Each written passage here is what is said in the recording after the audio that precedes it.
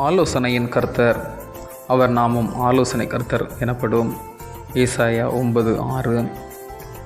யூதாவும் இஸ்ரவேலும் கடவுளுக்கு முன் உண்மையற்று இருந்ததினால் ஏற்பட்ட நியாய தீர்ப்பை தொடர்ந்து வரும் மகிமையை குறித்து எடுத்து கூறிய பின் ஏசாயா இறைவாக்கினர் வெளிச்சம் உதிக்கும், அப்போது நாடு மீண்டும் ஆசீர்வதிக்கப்படும் என்றும் மிகுதியான அறுப்பில் மகிழ்கிறதற்கு ஒப்பான மகிழ்ச்சி இருக்கும், ஏனெனில் மெசியாவாக வருபவர் அதிசயமானவர், ஆலோசனை கர்த்தர், வல்லமை உள்ள தேவன், நித்திய பிதா, சமாதான பிரபு என 5 நாமங்களை உடையவர் என குறிப்பிடுகிறார்.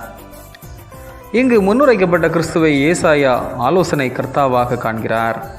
கர்த்தர் என்றால் காரணமானவர், அடிப்படையானவர், மூலமானவர், தோற்றுவிப்பவர் என்றெல்லாம் பொருள் கொள்ளலாம். பிற சமயத்தவர்களும் அவர்கள் தம் மறைநூல்களும் இலக்கியங்களும் இறைவனை கர்த்தர் என்று அழைப்பது கிடையாது. ஆனால் திருமறையில் மட்டும் கர்த்தர் என்ற சொல் கையாளப்படுகிறது.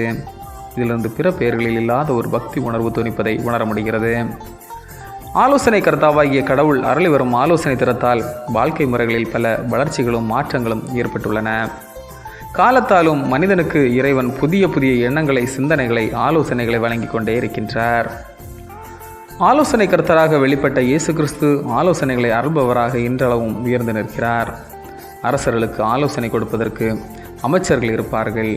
ஆண்டவரோ அரசர்களுக்கும் அமைச்சர்களுக்கும் அனைத்து மக்களுக்கும் ஆலோசனை அருள்பவராக இருக்கின்றார்.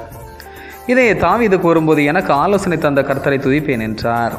அறிவீனம் என்னும் அந்த காலத்தில் வாழ்வோருக்கு கடவுளின் ஆலோசனை ஆச்சரியமான ஒளிக்கு நேராக நடத்தும். மேலும் இறை ஆலோசனைக்கு ஒப்பு கொடுப்போமேயானால் நாம் ஒரு நாளும் அதை குறித்து மனம் வருந்த மாட்டோம். ஜெபம். அற்புதமானவரே, ஆலோசனைக்கு செவி மடுத்து வாழ எங்களை ஆற்றல் படுத்தும். ஆமென். இந்த நாள் உங்களுக்கு இனிய நாளாக மலரட்டும்.